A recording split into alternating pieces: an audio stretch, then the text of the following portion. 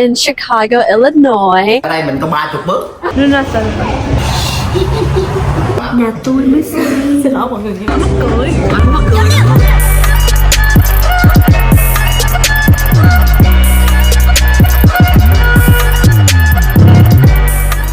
Hello everybody, guess where we're going today? Chicago. Yeah, for what? For a business trip. Yeah, how many days? 5 days. What is the most exciting thing you want to do in Chicago? I want to visit the Bean Millennium Park. Hmm. The same place. Yes. What time is it right now? According to my calculation, the sun is hitting northeast. It's about 6:40 in the morning. Chúng ta đã có một problem. Lúc check in là nói 4 đứa mình sẽ ngồi chung, nhưng một đứa 31, đứa 32, đứa 33, đứa 34. Tại vì á, mình nghèo nên mình không có tiền để upgrade. Nhưng mà không sao, Jenny bao hết ở sau cho mình ngồi. Anh Giác ngồi hàng mấy anh Giác? Bà.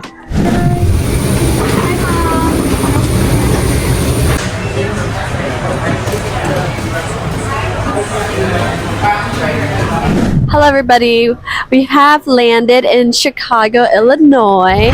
I'm here with Zach, Crystal, and Andrew. Yay! Hi mọi người, mình nhận lại được tiếng nói rồi đây. Nãy giờ thì Jenny với Crystal cũng đã nói sơ qua về chuyến đi này rồi ha. Thì vẫn như chuyến Arizona đợt trước, mình đã có 2 video. Thì chuyến đi này, đội hình của mình vẫn là 4 người thay mặt qua spa để làm việc với chuỗi tiệm nail và đối tác ở Chicago, Illinois. Vì chuyến đi này dài ngày hơn, khối lượng công việc cũng gấp đôi nên tụi mình cũng sơ sơ hình dung được là chuyến đi này sẽ bận rộn hơn đợt trước rất là nhiều. Sân bay bọn mình đáp xuống là O'Hare. Sân bay này thì mình cảm thấy là thiết kế nó khá là thú vị, có vẻ là mới và rất là tiệm cận với hiện đại. Mọi thứ trông rất là rộng và thoáng và sáng nữa. Và bọn mình cũng đã nhanh chóng thực hiện những cái thủ tục quen thuộc, đó là lấy hành lý và nhận xe thuê để di chuyển. Thời gian ở Chicago thì đi nhanh hơn Cali 2 tiếng, cho nên là sau 4 tiếng bay lòng vòng ra tới bãi xe đã là gần 3 giờ chiều rồi. Tụi mình vừa đáp tới là anh Andy bên Linnell Supply đã gọi điện hẹn địa điểm ăn để tụi mình tới ăn trước, vì biết đứa nào cũng đói. Chắc chưa? It reminds me of like old America. Yeah. It's like something you don't really experience. Weirdo, and we were like, what the hell are you doing, bro? Oh, dude, this is sick. Church. Take a picture there. Và tụi mình cũng mất gần 1 tiếng để tới được chỗ ăn, là một cái nhà hàng Việt Nam. Nói chung chắc là do quán cũng ngon sẵn và ai cũng đói, cho nên là ăn món nào cũng hợp khẩu vị của mọi người. Qua đây mấy tháng rồi mà mình cũng chưa kịp thèm đồ ăn Việt nữa, tại vì xung quanh mình ai cũng thích đồ ăn Việt Nam hết, cho nên là mình cứ được đi ăn ngoài vậy. Vì địa điểm đầu tiên mà bọn mình ghé tới khá là xa, cho nên ngồi nán ăn khoảng hơn nửa tiếng là tụi mình đã nhanh chóng lên xe để đi đến tiệm nail đầu tiên trong chuỗi Coco Nail Bar. Ở Chicago thì mùa đông thì nó nổi tiếng là siêu lạnh, lạnh mà âm độ C luôn á, rồi tuyết trắng đóng băng ngập đường các kiểu. Nhưng mà lúc mà tụi mình qua thì đúng ngay dịp vào mùa xuân, cho nên là tuyết cũng vừa mới tan. Ở đây bây giờ chỉ lạnh thôi, nhưng mà nhìn cây cối thì thấy là nó đang trọc lá, nhìn nó điều hiu lắm luôn á. Qua đây mình mới thấy là độ kẹt xe ở Cali vẫn còn ok la, tại vì ở đây kẹt xe kinh khủng luôn. Giờ cao điểm là nhích mà đi thôi, tốn thời gian nhiều nhất là ở những cái đoạn như đến nơi rồi nè. Công việc thì cũng gần giống như là ở chuyến đi của Arizona lần trước. Ngoài việc gặp gỡ khách hàng, tụi mình cũng sẽ ghi lại hình ảnh sản phẩm của Well Spa. Quay thì cũng chỉ tốn một khoảng thời gian nhất định thôi, nhưng mà cái cực nhất khi đến mỗi tiệm đó là tụi mình cần phải đợi cho khách và nhân viên về hết để có tiệm trống mà quay và chụp.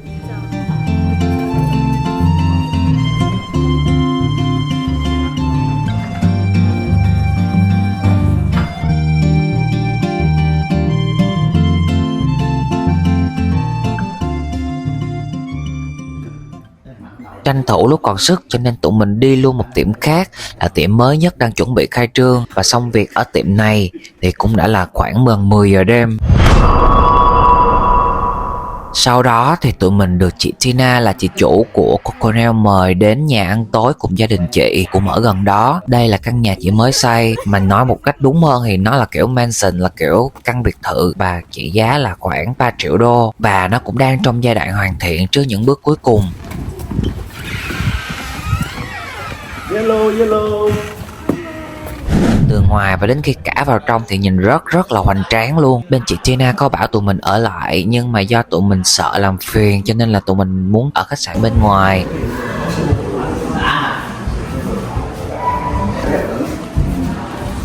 Nhà tôi mới xin. Xin lỗi mọi người nha. Rồi chọn phòng nào chọn đi chị hai. Hỏi theo nó có 3 bước à. Ở đây mình có 30 bước. Nghe không?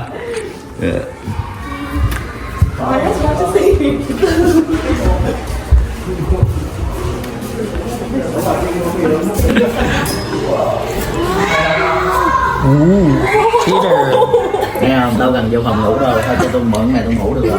Cái này ngủ đi. Ở đây ngủ bay nữa. Máy bay còn không được vậy đúng không? Cái máy bay được vậy là mình thành phết lát mình tốn tiền. Xuống tầng hầm là khu vực ăn uống vui chơi của mọi người.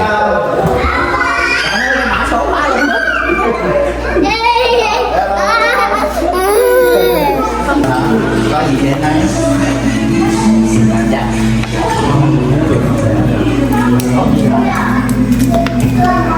Tất cả đội hát karaoke là ban đầu mình cũng hơi ngại không muốn lên hát, nhưng mà nghe chị Tina nói là đợt Tết vừa rồi chị bay tới Cali tới World Spa để dự tiệc tất niên. Chị có ấn tượng lúc mà mình hát và có quay lại để đăng story của chị, cho nên là mình nghe tới đó thì mình cũng không thể nào mà từ chối được.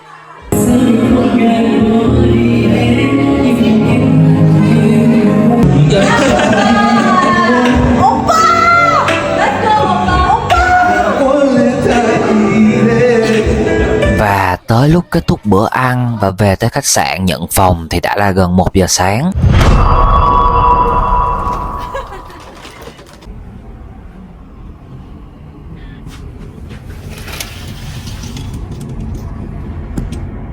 Tối hôm đó thì mình cũng đang ngủ rất là ngon. Đúng là một ngày làm việc siêu năng suất và quá dài. Ngày thứ hai tụi mình ngủ kỹ hơn một chút xíu để lấy sức, cho nên là lúc thức dậy và ra khách sạn đã là cỡ gần 1 giờ trưa. Giờ này thì các tiệm nail vẫn còn đang rất là đông khách, cho nên là tụi mình có plan đi quay những cái cảnh tình cảm của mình với lại Crystal cho cái series phim ngắn mà tụi mình thực hiện mỗi tháng 1 tập để lồng ghép vào promotion của tháng đó. Vì cái này là quay bằng điện thoại định dạng dọc, cho nên là chỉ cần có 3 đứa mình đi thôi, còn để Angel ở lại khách sạn để nghỉ ngơi thêm.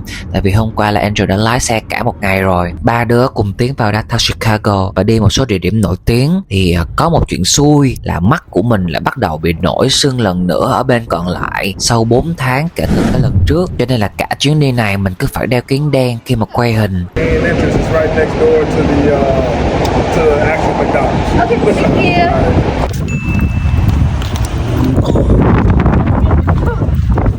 Địa điểm đầu tiên của tụi mình đáp là cái McDonald's mà theo lời Jenny là nó có đủ mọi loại burger trên thế giới.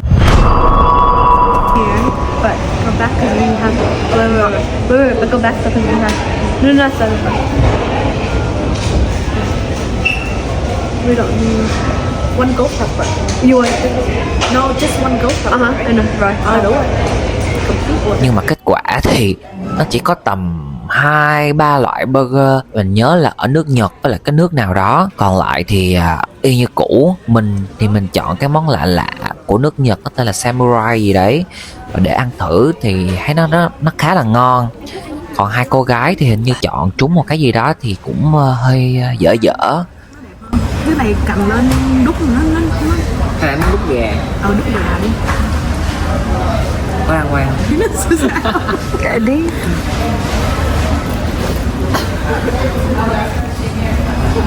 Anh định giật lại. Nó còn phải đút kiểu em này lúc đó. Go.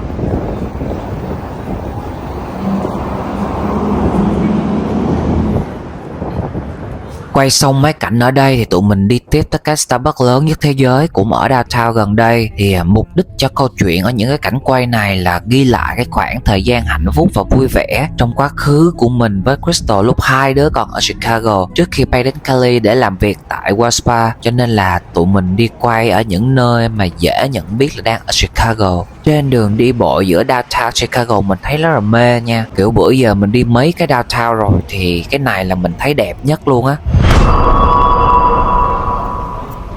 Bước vào cái Starbucks thì mình thấy là đây không chỉ là cái to nhất mà chắc còn là cái đông nhất thế giới luôn á. Tại vì có 4-5 tầng nhưng mà tụi mình đi là kiếm không có chỗ để ngồi.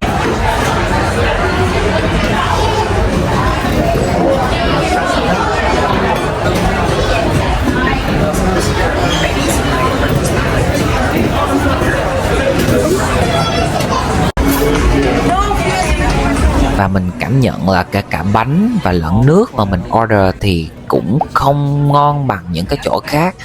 Mà cũng dễ hiểu thôi, tại vì đông quá thì khó mà có thể làm ngon từng phần được.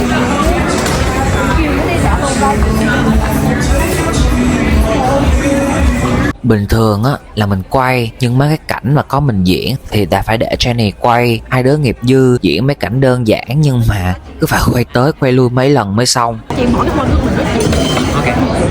Em mua đó ngon không? Nói chuyện cười vui vẻ và Kristen nói chuyện với Jack mà Jack cũng đang Trời nó đẹp ha. Nghe em nói không? Dữ không? Chị giả bộ đưa cho anh uống thử đi. Nó đang nghiến. Mình ăn bánh đi. Thôi ngoài cái thì Bánh này cũng dở à. Nó khô đúng không? Nó khô queo à. Cười. em Muốn cười gì? Mình đang căng thẳng. Vô em phải. Ê, cho con lại được không? Mà mắc cười. Anh không mắc cười đâu. Em đừng ăn tiền, em sẽ ăn muốn ăn tiền đó. Ê, có thấy cái mặt không? Không thấy. cười. More action, movement.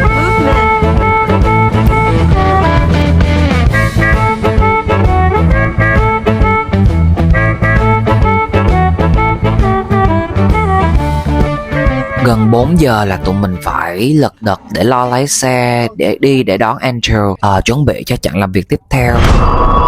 Traffic ở đây thiệt sự rất là kinh khủng luôn á. Kiểu như mình đang tưởng tượng giống như mình đang ở Việt Nam và những ngày trời mưa mà đi ra về lúc giờ cao điểm mà kẹt xe ấy. Đến gần 6 giờ thì tụi mình mới về gần tới khách sạn. Và bọn mình cũng đã tranh thủ mua một tí cà phê và đồ ăn nhẹ trước để lót bụng. Tại vì bây giờ nếu mà đi ăn tối nữa thì sẽ lại tốn một khoảng thời gian. Cho nên tụi mình ăn vậy cho lẹ để bắt đầu làm việc luôn. Có mày chứ.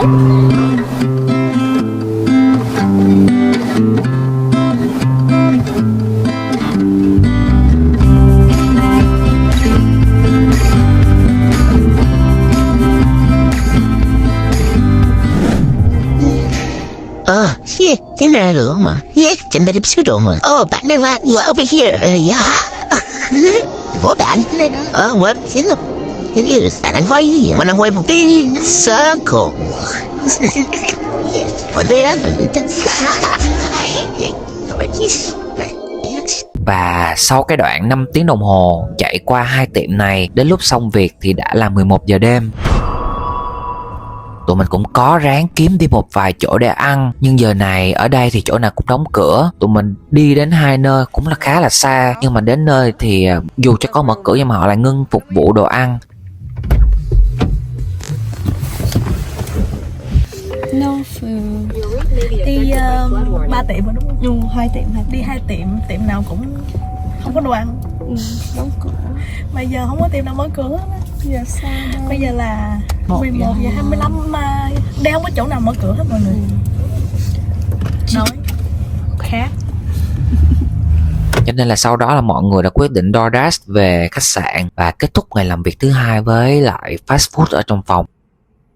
Ok, một nửa chặng đường của Chicago của bọn mình đã kết thúc rồi đó. Một nửa chặng sau sẽ còn quậy hơn nữa. Mọi người đã bao giờ thấy cái cảnh mà đậu xe sai chỗ rồi bị cẩu đi ở Mỹ chưa? Nếu chưa thì nhớ like và subscribe để theo dõi video tiếp theo của mình nha. Nó còn có liên quan đến chuyện tâm linh nữa đó. Bye. Welcome to Chicago. I tried so hard and got so far.